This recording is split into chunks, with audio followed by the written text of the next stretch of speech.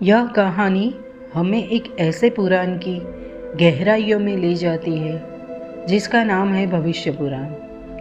यह हिंदू धर्म के 18 पुराणों में से एक है, लेकिन इसकी कुछ बातें आज भी अनकही और अनसुनी हैं। यह सिर्फ धार्मिक ग्रंथ नहीं है, बल्कि जीवन, कर्म और काल के गूढ़ रहस्यों को उजागर करने वाला अद्वितीय स्रोत है। आइए इस अनसुनी और रहस्यमयी कथा की ओर बढ़ते हैं, जहाँ समय, कर्म और युगों का चक्र हमें नए दृष्टिकोण से सोचने पर मजबूर कर देगा। भविष्य पुराण। भविष्य पुराण हिंदू धर्म के 18 पुराणों में से एक है, जो न केवल भविष्यवाणी से जुड़े तथ्य प्रस्तुत करता है, बल्कि जीवन के कई रहस्यों से भी पर्दा उठाता है। इस पुराण की कई बातें आज भी अधिकांश हिंदू नहीं जानते।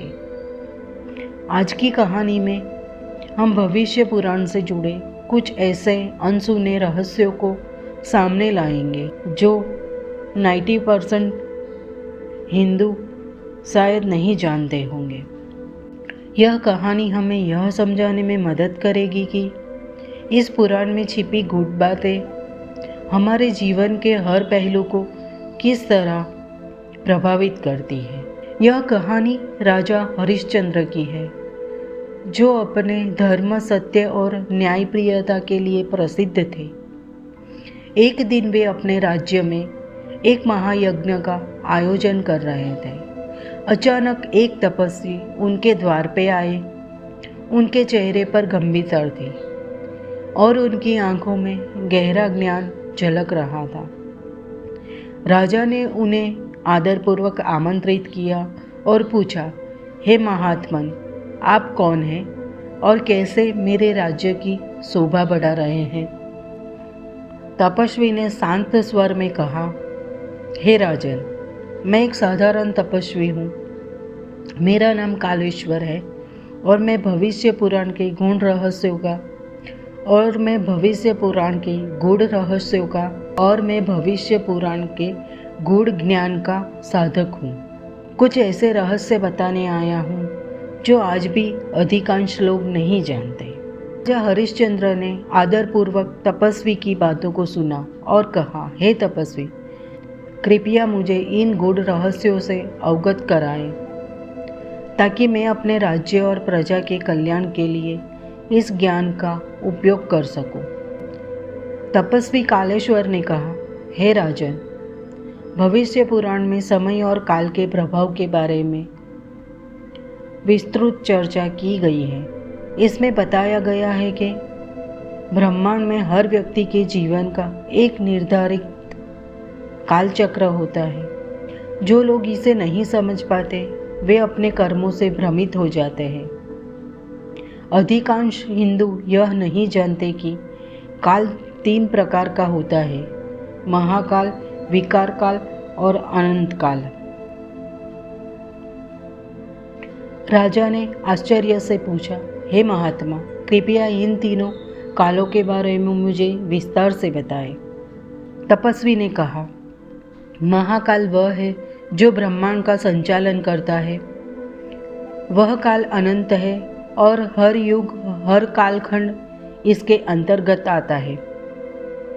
विकार काल यह वह समय है जब मनुष्य अपने जीवन में विकारों और दुखों का सामना करता है।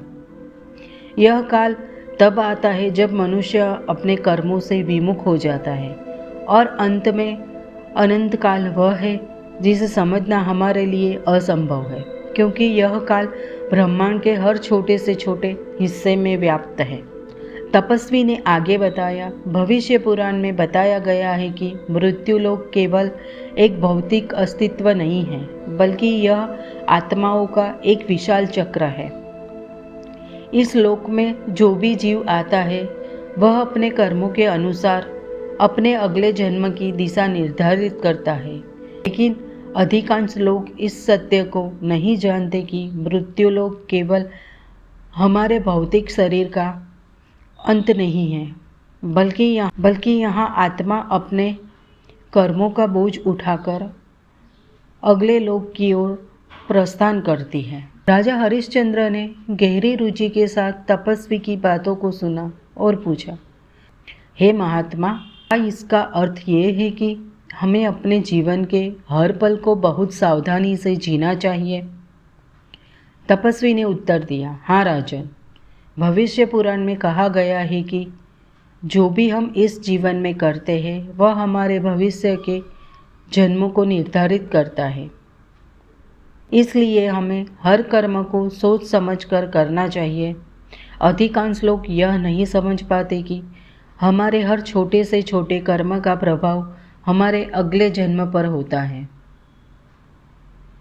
तपस्वी ने कहा, भविष्य पुराण में 4 युगों के चक्र के बारे में विस्तार से बताया गया है, सतयुग, त्रेता युग, द्वापर युग और कलयुग। यह तो लगभग सभी हिंदू जानते हैं, लेकिन अधिकांश हिंदू यह नहीं जानते कि इन युगों का चक्र एक बार समाप्त होने के बाद फिर से शुरू होता है। जब कलयुग समाप्त होता है तो सतयुग का उदय होता है और यह चक्र बार बार चलता है। इसी प्रकार जब कलयुग समाप्त होता है तो उसका प्रभाव अगले युग पर भी पड़ता है। राजा हरिश्चंद्र ने तपस्वी की बातों को ध्यान से सुना और कहा, महात्मा,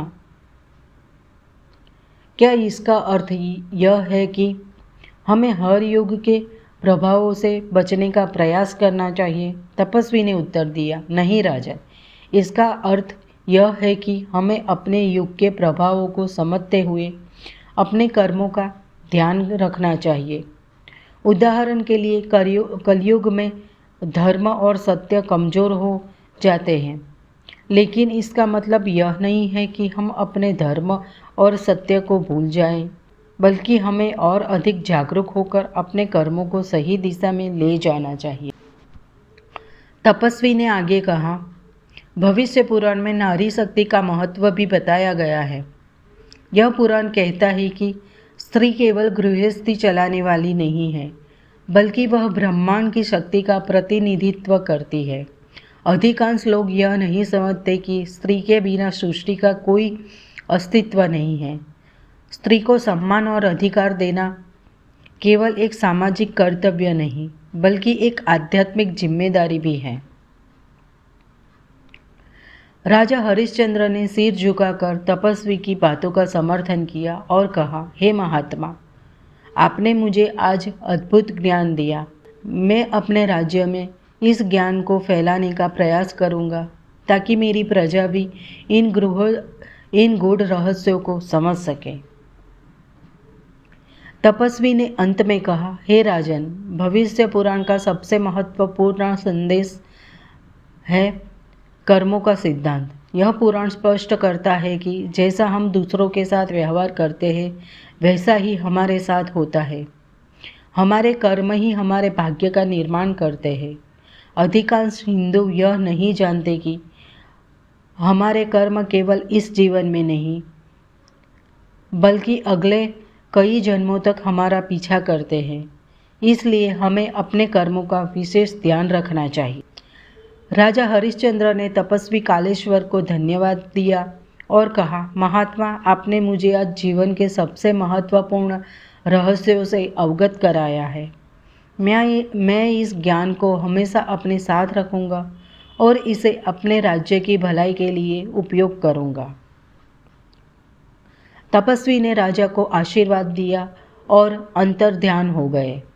इस प्रकार राजा हरिश्चंद्र ने भविष्य पुराण के गूढ़ ज्ञान को आत्मसात किया और अपने राज्य को धर्म, सत्य और न्याय की राह पर अग्रसर किया। इस कहानी का संदेश स्पष्ट है। भविष्य पुराण केवल एक धार्मिक ग्रंथ नहीं, बल्कि जीवन के गूढ़ रहस्यों को समझने का एक महत्वपूर्ण साधन है। जो लोग इसे सही तरीके से समझते हैं वे अपने जीवन और मृत्यु के चक्र को सही दिशा में मोड़ सकते हैं। दोस्तों, अगर आपको मेरी ये कहानी पसंद आई हो तो इसे लाइक करें, शेयर करें, कमेंट कमेंट, सब्सक्राइब करें। मैं आपके लिए नई नई और भी कहानियाँ लेकर आऊँगी। तब तक के लिए धन्यवाद।